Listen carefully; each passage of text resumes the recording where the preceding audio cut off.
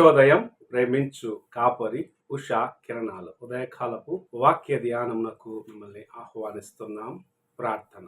మహాపరిశుద్ధుడు అయిన తండ్రి, కృపగల యేసయ్య, ఈ ఉదయకాల సమయానికై వందనములు స్తోత్రములు చెల్లించుకుంటున్నాం.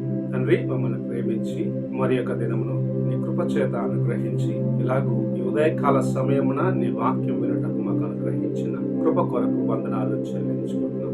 ఈ ఉదయకాల సమయమున నీ వాక్యము చేత నాతోనూ కార్యక్రమం వీక్షిస్తున్న ప్రతి ఒక్కరితోనూ మాట్లాడమని, వినగలిగిన చెవిని గ్రహించుకునే హృదయాన్ని అనుగ్రహించి ఆశీర్వదించమని యేసు పరిశుద్ధ నామమున అడిగి వేడుకుంటాను పరమ తండ్రి, ఆమేన్. ఈ ఉదయకాలపు వాక్య భాగము విలాపు వాక్యములు 5వ అధ్యాయము మొదటి 7 వచనములను చదువుకుందాం. యెహోవా మాకు కలిగిన శ్రమ జ్ఞాపకము చేసుకొనుము, దృష్టించి మా మీదికి వచ్చిన నింద ఎట్టిదో చూడుము. మా స్వాస్యము పరదేశుల వశమాయను, మా ఇండ్లు అన్యులు స్వాధీనమాయను. మేము దిక్కు లేని వారము, తండ్రి లేని వారము, మా తల్లులు విధవరాండ్రైరి. ద్రవ్యమిచ్చి నీళ్లు త్రాగితిమి, క్రైమునకు కట్టెలు తెచ్చుకొంటిమి. మమ్మను తరుమువారు మా మెడల మీద ఎక్కియున్నారు. మేము అలసట చెంది ఉన్నాము, విశ్రాంతి అనున్నది మాకు లేదు. పట్టకోటికై ఐగుప్తీయులకును అస్సూరీయులకును లోబడి ఉన్నాము. మా తండ్రులు పాపము చేసి గతించిపోయారు, మేము వారు దోష శిక్షను అనుభవించుచున్నాము. విలాపు వాక్యములో రాసినది ప్రవక్త అయిన యిర్మీయా. ఆయన ఎప్పుడు భారము కలిగి కన్నీటితో తన ప్రజలైన వారి కోసము దేవుని సన్నిధిలో విజ్ఞాపన చేసిన వాడిగా ఉండటం మనం పరిశుద్ధ గ్రంథంలో చూడగలము. ప్రతిసారి దేవుని యొక్క సమాచారం అనగా దేవుడు పంపించిన మాటలు వారికి తెలియపరిచినప్పుడు వారి కోసం భారము కలిగిన వాడిగా, వారి కొరకు వేదనతో ఆయన అనేక సార్లు మాటలను ప్రకటించిన తర్వాత ప్రార్థనతో లేకుంటే కన్నీటితో నింపబడి ఉండటం మనం చూడగలము. ఇప్పుడు మనము చదివిన వాక్య భాగములో కూడా ఆయన దేవుని సన్నిధిలో తన ప్రజలైన వారి కోసం అనగా ఇశ్రాయేలీల యొక్క విమోచన కోసము, వారి యొక్క బంధకముల నుండి వారిని ప్రభువు రక్షించినట్లుగా ప్రార్థన చేసే కార్యమును రాయటము చూడగలము. దేవుని సన్నిధిలో దేవుని బిడ్డలు బానిసత్వంలోకి వెళ్ళిపోయినారు, వారు ఎలాగూ తిరిగి రాగలరు అని దేవుని సన్నిధిలో ప్రార్థిస్తూ ఆయన సన్నిధిలో వేచి ఉన్న కార్యం ఇక్కడ మనం చూస్తూ ఉన్నాము. ఆయన దేవుని బిడ్డలైన వారు అనుభవిస్తున్న వేదనను, అవమానమును, వారు వెళ్తున్న కష్టతరమైన పరిస్థితులను దేవుని సన్నిధికి తీసుకొని రావటం చూడగలము. ఆయన ప్రార్థనలో ఇశ్రాయేలీలు లేకుంటే యూదులు అనుభవిస్తున్న వేదనను దేవుని సన్నిధికి తీసుకొని వస్తున్నారు.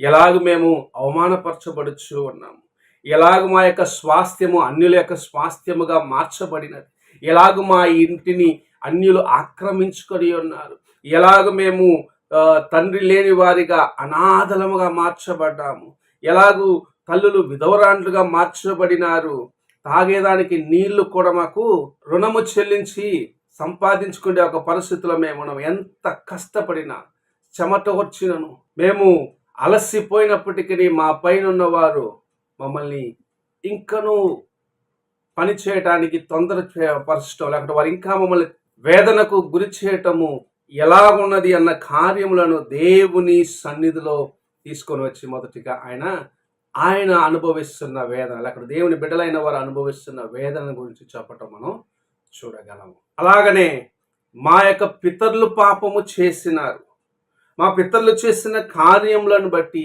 నీవు మమ్మల్ని శిక్షించి ఉన్నావు, అయినను మా పైన జాలి చూపించవా అని దేవుని సన్నిధిలో అడిగే కార్యమును ఇక్కడ మనము చూస్తూ ఉన్నాం. మమ్మల్ని ఐగుప్తీయులు అసరీయులు వచ్చి మా పైన దాడి చేసినారు, వారికి మేము బానిసలుగా మార్చబడ్డాము, వారి చేతుల మేము అనగద్రొక్కబడ్డాము, అయినను మమ్మల్ని కనికరించుము అని దేవుని సన్నిధిలో ప్రార్థించడం మనం చూస్తూ ఉన్నాం. ఈ ప్రార్థన మనకు నేర్పిస్తున్నది మొదటిగా మనం వెళ్ళాల్సిన పరిస్థితుల్ని దేవుని సన్నిధిలో చాలా తేటగా ఒప్పుకొని సరిచేసుకోవాలని. నీవు అనేక సార్లు శోధన గుండా వెళ్తూ ఉంటే ఇది నాకు ఎందుకు వచ్చింది అని ప్రశ్నించే వ్యక్తిగా ఉండటము కాదు.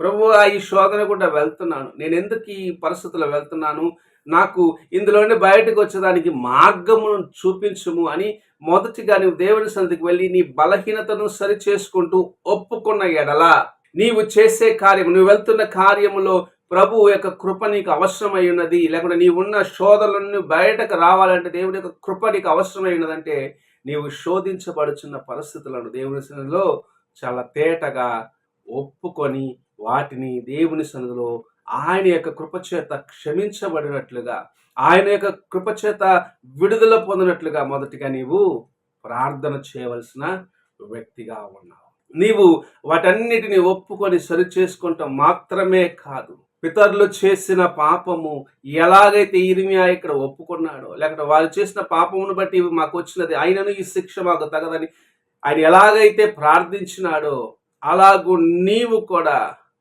అనేక సార్లు నీకు తెలియకుండానే నీ పితరుల పాపము నీ ఒడిలోనికి వచ్చి ఉండవచ్చు, అది నిన్ను వెంబడిస్తూ ఉండవచ్చు. నేనేం చేశాననే ప్రశ్న మాత్రమే కాదు, నా పితరులు చేసిన పాపమును కూడా క్షమించుము ప్రభువా, వారి యొక్క దోషములు మమ్మల్ని ఎక్కడ ఏలుబడి చేయనీయవద్దని దేవుని సన్నిధిలో నీవు ఒప్పుకొని, దేవుని సన్నిధిలో వాటిని నీవు ప్రార్థన చేసి వాటి కోసం పరిష్కారం అడిగినట్లయితే ప్రభు నీ వైపు తన యొక్క దయగలిగిన హస్తమును చాచి నిన్ను విమోచించేవాడిగా ఉన్నాడు. అనేక సార్లు మనం చేస్తున్న కార్యం ఏమిటంటే ప్రార్థన చేస్తాం, కానీ ప్రభువుని ప్రశ్నించే ప్రార్థన చేస్తాం. ఎందుకు నన్ను ఈ కష్టంలో కూడా తీసుకువెళ్తున్నావు, ఎందుకు నాకు ఇది వచ్చినది, ఏం చేశాను నేను అన్న రీతిగా దేవుని సన్నిధిలో ప్రశ్నిస్తూ ఉంటాము.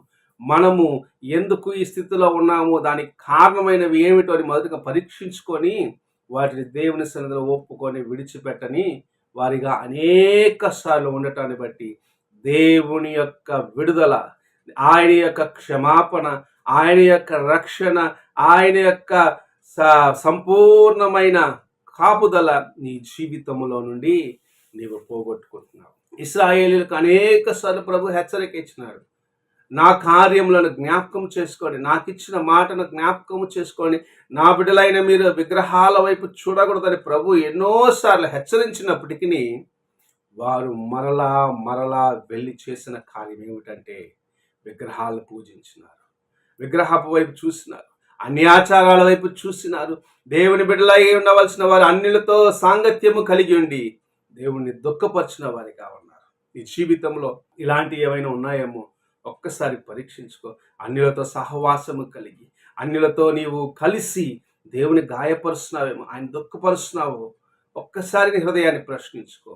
ఎందుకంటే నీపైన చాలి కలిగిన ప్రభు ఎంత మాత్రం తన ఘనతను విగ్రహాలకి, తనకు రావలసిన ఘనతను విగ్రహాలకు చెందనివ్వడు అని దేవుని యొక్క వాక్యం చాలా తేటగా సెలవిస్తుంది. ఇక్కడ ఇశ్రాయేల్ మనం చూసినట్లయితే అనేక మంది రాజులు వారిని విగ్రహారాధనలోకి నడిపించినారు. అహాబు వంటి వారి విగ్రహారాధనకు ప్రోత్సహించినారు. అవన్నీని బట్టి ప్రభు వారిని బబులోను రాజు చేతికి అప్పగించడం మనం చూస్తూ ఉన్నాం. ఈ ఉదయకాలమున ఇర్మియా ప్రార్థన చేసిన రీతిగా, ఈ విలాపు వాక్యములో ప్రవక్త ప్రార్థించిన రీతిగా మొదటిగా నీ స్థితిని ఒప్పుకో, తర్వాత దేవుని యొక్క కృప కొరకు వేడుకొను. అలాగూ నువ్వు చేసినట్లయితే ప్రభు నీకు సహాయము చేసేదానికి, నీకు విడుదల ఇచ్చేదానికి, నిన్ను సంరక్షించేదానికి తన చేతులను చాచి వేచి ఉన్నాడు. నీవు ప్రార్థించినప్పుడు దేవుని ప్రశ్నించే ప్రార్థన కాదు, దేవుని సన్నిధికి ఈ బలహీనతలు ఒప్పుకొండే ప్రార్థనను ప్రభు చెవియొగ్గి ఆలకించేవాడు.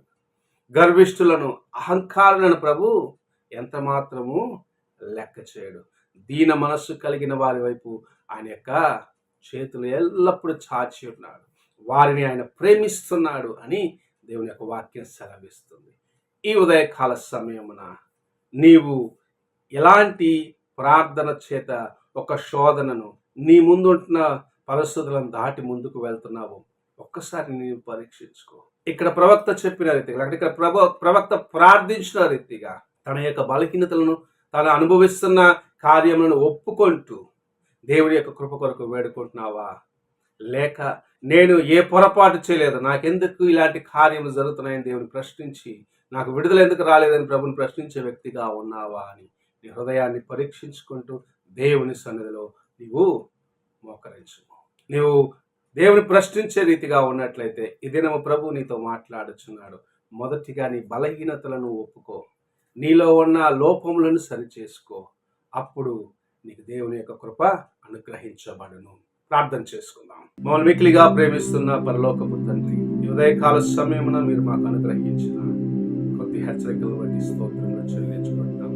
మేము ప్రార్థించినప్పుడు నీకు ముందుగా నాయన మేము ప్రశ్నించే వారిగా, నిన్ను సవాలు చేసేవారిగా ఉండగా, నీ ముందు నాయన విరిగి నలిగిన హృదయముతో మొదటిగా మా నిజ స్థితిని ఒప్పుకొని నీ యొక్క కృప కొరకు వేడుకునేదానికి సహాయం చేయమని, విన్న వాక్యమును మాకు ఆశీర్వదించి అనుగ్రహించమని యేసు పరిశుద్ధ నామమున అడిగి వేడుకుంటున్నాను పరమ తండ్రి. ఆమేన్. తండ్రి అయిన దేవుని ప్రేమ, కుమారుడైన క్రీస్తు కృప, ఆదరణకర్త అయిన పరిశుద్ధాత్మక సహవాసం ఇప్పుడును ఎల్లప్పుడూ తోడయండి, సదాకాలము నడిపించునుగాక. ఆమేన్.